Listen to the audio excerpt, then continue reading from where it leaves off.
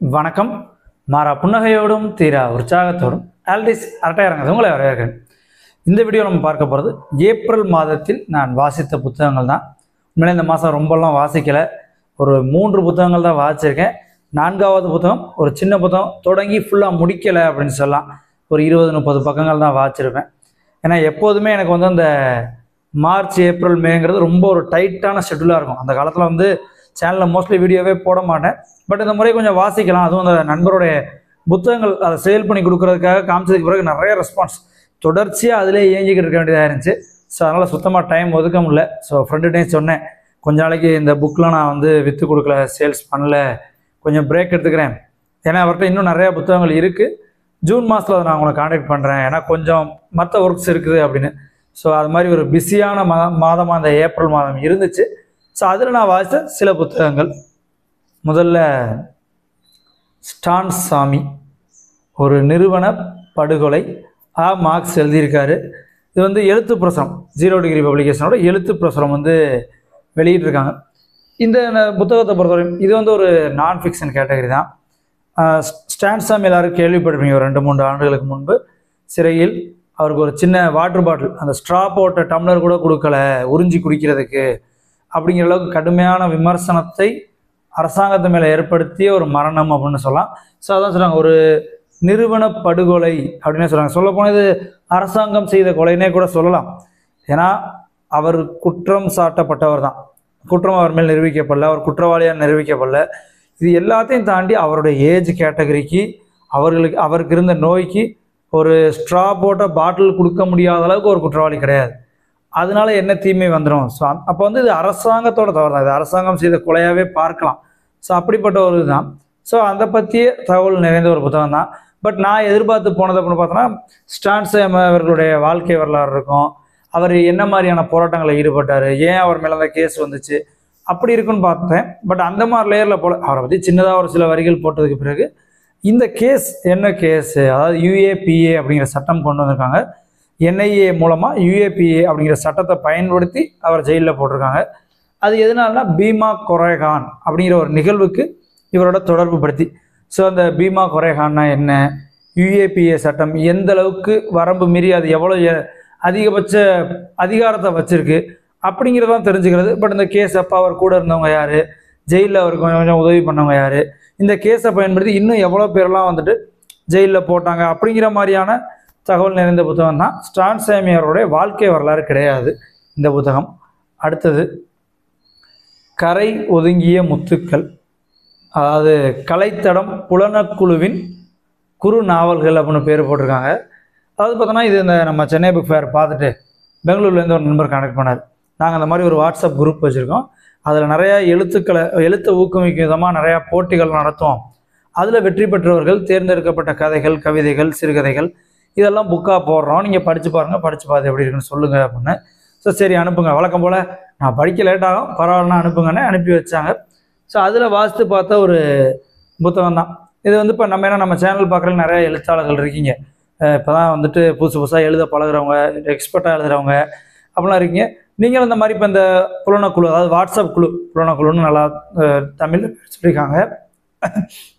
So அந்த WhatsApp குழுவில் நீங்களும் இணைந்து உங்களோட இந்த மாதிரி போட்டிகள்லாம் கலந்துக்கிட்டு உங்களுடைய எழுத்தையும் நீங்கள் மேம்படுத்தி பார்க்கணும். எப்படி இருக்குது இப்போ மற்றவங்களோட அப்படின்லாம் ட்ரை பண்ணி பார்க்கலாம். இப்போ இந்த கதையில் பொறுத்தவரையும் அவங்க குறு நாவல்னு போட்டிருக்காங்க. பட் இதில் வந்து ஒரு குறு நாவல்னு சொல்ல முடியாது, சிறுகதைகள் தான் சொல்லலாம். ஏன்னா ஒவ்வொன்றுமே ஒரு 20 பக்கங்கள் தான் சிறுகதைகளோட அளவு. பட் அந்த கண்டென்ட் வந்து ஒரு குறுநாவல் மாதிரி தான் இருக்குது. ஏன்னா ஒரு தொடக்கம், ஒரு ப்ராப்பரான முடிவு அப்படிங்கிற ஒரு கரெக்டாக இருக்குது. ஏன்னா சிறுகதைகள் பெரும்பாலும் பார்த்தோன்னா ஒரு நிகழ்வு மாதிரி இருக்கும், ஆதியும் அந்தமும் இல்லாமல் டக்குன்னு ஒரு நிகழ்வு எடுத்து எழுதுனது தான் சிறுகதை மாதிரி இருக்கும் பெரும்பாலும். ஏன்னா இதுலேருந்து இலக்கண இந்த விதிகளை மாறுபட்டு இருக்குது. ஸோ குறுநாவல்ங்கிறது ஒரு ப்ராப்பராக தொடங்கி ப்ராப்பராக முடியும். ஸோ இது வந்து கண்டென்ட் ஒரு குறுநாவலை போல தான் இருக்குது.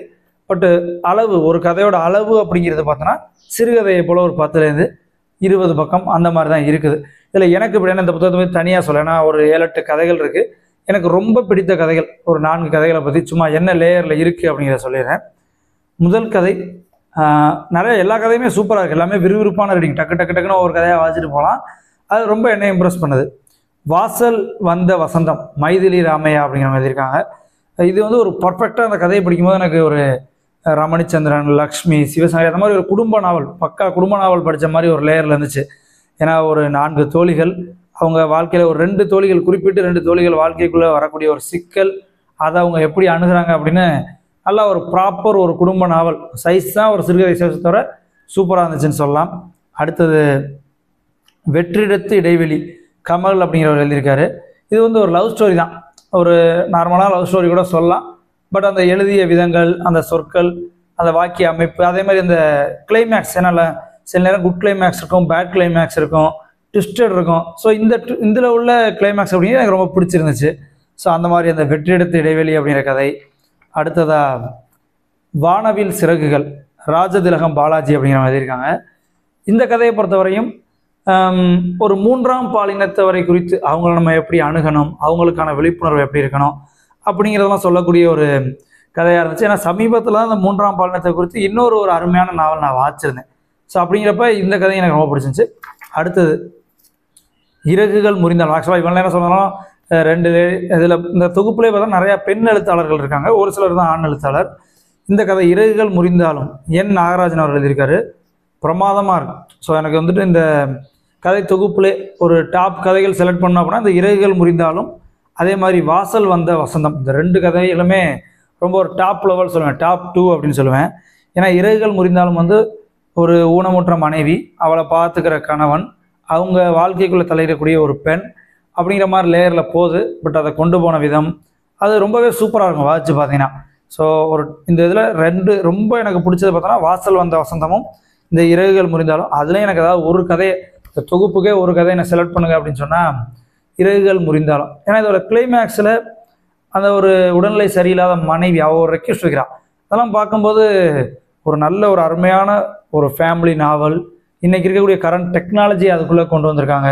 ஏன்னா நம்ம குடும்ப நாவல்கள் எவ்வளோ வாச்சிருப்போம், பட் அந்த காலத்தை குறித்தாக இருக்கும் எல்லாமே. ஸோ சமகாலத்தில் எழுதப்படுற கதைகளை படிக்கும்போது தான் இன்றைக்கி இருக்க நிறையா வந்து டெக்னாலஜி என்ன, புதிய வார்த்தைகள் என்ன அப்படிங்கிற நிறையா விஷயங்களை தெரிஞ்சுக்க முடியும்.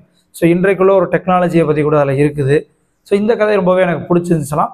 இது போக இன்னொன்று காலத்தி அப்படிங்கிற ஒரு கதாபாத்திரம், அந்த கதாபாத்திரம் நல்லாயிருக்கும். வைகை கரை ஓரம் அப்படிங்கிற கதையில் காலத்தி அப்படிங்கிற ஒரு கதாபாத்திரத்தை குறித்து நல்லாவே அருமையாக படைக்கப்பட்டிருக்குன்னு சொல்லலாம். அந்த கதை நல்லா இருந்துச்சு.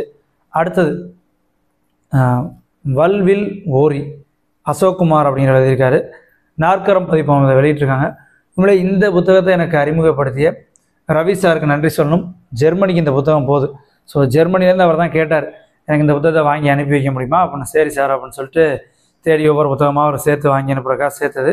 வழக்கம் போல் நான் தான் சொல்லுவேன், இந்த புத்தகங்கள் வாங்கி கொடுக்கல எனக்கு என்ன லாபம், புக்கை இங்கிட்டு வாங்கி அங்கிட்டு பார்சல் பண்ணி அனுப்புறதுக்குள்ளே படித்து முடிச்சிடுவேன். ஸோ ஏதாவது புதிய எழுத்தாளர்கள் புதிய புத்தகங்களை தெரிஞ்சுக்கலாம் அப்படின்னு. ஸோ அதுதான் எனக்கான லாபம். அப்படி எனக்கான லாபம் தான் அந்த வல்வில் ஓரி. ஏன்னா இந்த புத்தகத்தை பற்றி தனி வீடியோவில் சொல்கிறேன். சூப்பராக இருக்குது. நம்ம ஒன்றும் கவனிக்கிறதில்ல. இப்படி ஒருத்தர் ஜெர்மனிலேருந்து வந்து எனக்கு இது அறிமுகப்படுத்தினா இந்த புத்தகத்தை நான் பார்த்துருக்கவோ கண்டுக்கு இருந்திருக்கோ வாய்ப்பே இல்லை. ஏன்னா வேறு எங்கேயும் கேள்விப்படலை. ஸோ எங்கிட்ட வந்தார், இந்த புத்தகத்தை வாங்கி கொடுங்கன்னாரு. கொடுக்குற கேப்பில் நான் டக்குன்னு வாட்சி பார்க்குறேன். சூப்பராக இருந்துச்சு. ஸோ இதை பற்றி தனி வீடியோவில் நான் சொல்கிறேன். அடுத்தது இந்த புத்தகம் இன்னும் முடிக்கலை. ஏன்னா எனக்கு இந்த மாதத்தில், ஏன்னா மே மந்த்துக்குன்னு தனியாக மே மந்த் ரீட்ஸ் போட கண்டிப்பாக எனக்கு வாய்ப்பு இருக்காது. சுத்தமாக புத்தகங்களை எடுக்க எந்த வித நேரமும் இல்லை. ஸோ ஜூனில் தான் இந்த புதிய புத்தகங்கள் நிறையா வந்து ஃப்ரெண்டுக்கிட்ட இருக்க புத்தகங்களை திருப்பி சேல்ஸ் பண்ணுறதா இருக்கட்டும், நிறையா புதிய புத்தகங்களை குறித்து அறிமுகமாக இருக்கட்டும், ஜூனில் தான் பண்ண முடியும். மே மாதம் ஃபுல்லாக ஏற்கனவே எடுத்து வச்சிருக்க வீடியோஸு ஏதாவது எடிட் பண்ண நேரம் கிடச்சா அதை மட்டும்தான் போட முடியும். ஸோ லாஸ்ட்டாக எடுத்த புத்தகம் உணவு யுத்தம், எஸ் ராமகிருஷ்ணன் அவர்கள் எழுதியது. ஆக்சுவலாக இந்த புத்தகம் பார்த்தோன்னா நம்ம நண்பருக்காக வாங்கி கொடுக்குறதுக்காக வாங்கினது தான். பட் என்னென்னா நம்ம ஃப்ரெண்டோட புத்தகங்கள் பார்த்துருப்பீங்க, அதில் எதுலேயுமே அவ்வளோவா கிறுக்கி இருக்காது, சூப்பராக இருக்கும். பட் இந்த புத்தகத்தில் மட்டும் ஏதாவது அதிசயமாக என் ஃப்ரெண்ட் ரொம்ப விரும்பி படிச்சிருப்பார் போல். நிறைய அண்டர்லைன்லாம் எக்கச்சக்கமாக அண்டர்லைன் இதெல்லாம் இருந்துச்சு. ஸோ அப்புறம் அனுப்புறதுலாம் நான் கேட்டேன், நம்மள்ட்ட சொல்லியிருந்தேன். அப்படின்னா 2 பேரும் நமக்கு ஃப்ரெண்டு, இந்த மாதிரி இந்த புக்கை நீங்கள் வாங்கிக்கிறீங்களா, இல்லை நீங்கள் வாங்கிக்கலாம்னா எனக்கு ஒன்றும் பிரச்சனை இல்லை, இந்த புக்கு என்கிட்ட இல்லை, உணவு யுத்தம் என்கிட்ட இல்லை, எஸ்ராவோடது, நீங்கள் வாங்கிக்கலான்னு அதை நான் வச்சுக்கிறேன் அப்படின்னேன். ஸோ அந்த ஃப்ரெண்டு சொன்னார், வேணாம் சார், இவ்வளோ கோடு போட்டு இவ்வளோ இருக்குது வேணாம் அப்படின்னு. அதே மாதிரி நம்ம யார்கிட்ட வாங்குறோமோ அந்த நண்பரும் இது என்ன இவ்வளோ கோடு போட்டிருக்கேன்னு சொன்னால் அவரும் ரிட்டர்ன் எடுத்துருந்துருப்பார். இல்லை வேணா நான் வச்சுக்கிறேன் அப்படின்னு. இது வந்து இப்போ நம்ம முகிலோட உணவு சரித்திரம், அது ஃபேமஸ் 3 பார்ட் வந்துருச்சு, அது எல்லாம் கேள்விப்படுவோம். இது வந்து உணவு யுத்தம் அப்படிங்கிறது வந்து எஸ் ராமகிருஷ்ணன் எழுதினது. ஸோ நம்ம உணவு வணிகத்தில் எவ்வளோ தூரம் சிக்கி தவிக்கிறோம், கரெக்டாக அந்த புக்கு கையில் எடுக்கிறதுக்கு அந்த வாரத்தில் தான் நானும் ஹோட்டல்ஸ் வழியாக அப்படி போயிட்டு இருக்கும்போது நினச்சேன். ஏன்னா எங்கள் ஊர் ஒரு கிராமமும் நகரமும் இல்லாத ஒரு ஊர். அதுலேயே நினச்சேன், எல்லா ஹோட்டலையும் கூட்டம் நிற்கிதியா, இன்றைக்கி வந்து ஒரு நுகர்வு கலாச்சாரம் அதிகமாகிடுச்சு, தேவையே இல்லாமல் போய் ஹோட்டலில் வாங்கி தின்னுக்கிட்டு இருக்கோம் அப்படிங்கிற மாதிரி நினச்சி ஃபீல் பண்ணியிருந்தேன். அப்போ நினச்சேன், ஒரு ஹோட்டல் போட தெரிஞ்சு கொஞ்சம் நமக்கும் நல்ல ஈடுபாடாக ஒர்க் பண்ண தெரியுது, சமையல் தெரியுது. ஏன்னா வெறும் மாஸ்டரை நம்பி தொடங்க முடியாது, நம்மளுக்கும் இறங்கி வேலை பார்க்க முடியுது அப்படின்னா ஹோட்டல் பிஸ்னஸில் நம்ம தோற்று போகவே மாட்டோம். கண்டிப்பாக இன்றைக்கிறிய காலகட்டத்துக்கு வெற்றி பெறலாம் அப்படின்னு கரெக்டாக நினச்சிக்கிறேன். இந்த வாரத்துக்குள்ளே இந்த புத்தகம் அந்த மாதிரி வணிகமயமாக்கப்பட்ட உணவுகள் வரலாறு இருக்குது, உணவுகளோட வரலாறு இருக்குது. பட் எவ்வளோ தூரம் நம்ம அந்த வணிகத்துக்குள்ளே போகிறோம், நம்ம வந்து ஒரு ஸ்பெகட்டியும் நூடுல்ஸும் திங்கணுங்கிற அவசியம் கிடையாது. ஆனால் இன்றைக்கி வாங்கி திங்கிறோம் ஒரு ருசி மாறுபாடுக்காக அப்படின்னு சொல்கிறோம். பட் அந்த உணவுக்கே அடிமையாகிறோம். இப்போ நான் எங்கேயாவது சொல்கிறேன், எங்கள் ஊரில் ஒரு சின்ன ஊர், அங்கேயே நான் வந்து வாரத்துக்கு ஒரு வாட்டி கம்பல்சரி பானிபூரி சாப்பிட்றேன், எக்காளான் சாப்பிட்றேன். அந்த எக்காளான் வெறும் முட்டைக்கோசு கடலமாவு அவியல்னு தெரிஞ்சும் எக்காளான்னு சாப்பிட்றேன். ஸோ வாரத்துக்கு எனக்கு ஒரு 100 ரூபா, 70 ரூபாலேருந்து 100 ரூபா ஆகுது. ஒரு மாதத்துக்கு 400லேருந்து 500 ஆகுது. ஒரு சிறிய கிராமமும் நகரமும் இல்லாத ஊரில். அப்போ சென்னை, கோயம்புத்தூர், புனே, பெங்களூர் இந்த மாதிரி பெருநகரங்கள், திருச்சி, மதுரை, எவ்வளோ அந்த சாப்பாடு ஸ்விக்கி ஜொமேட்டோன்னு உட்காந்து ஜாலியாக ஆர்டர் பண்ணுறோம். பிரியாணி இன்றைக்கி எவ்வளோ தூரம் ஹைப் ஆகி போச்சு. சின்ன வயசுலலாம் 2 வருஷத்துக்கு ஒரு பிரியாணி, வருஷத்துக்கு ஒரு பிரியாணி பெரிய விஷயம். இன்றைக்கி வாரத்தில் 7 நாளும் பிரியாணி சாப்பிட்லாம். ஸோ அந்த மாதிரி உணவு கலாச்சாரத்தின் மீது நம்ம எவ்வளோ அடிமைப்பட்டு கிடக்கிறோம் அப்படிங்கிறத சொல்லக்கூடிய, முழுசாக முடிக்கல, பட் பாதி படிக்கும்போது அந்த லேயர் நமக்கு தெரியுது இப்படி தான் இருக்குது அப்படின்னு. ஸோ உணவு யுத்தம் எஸ்ரா மக்ஸனுடையது.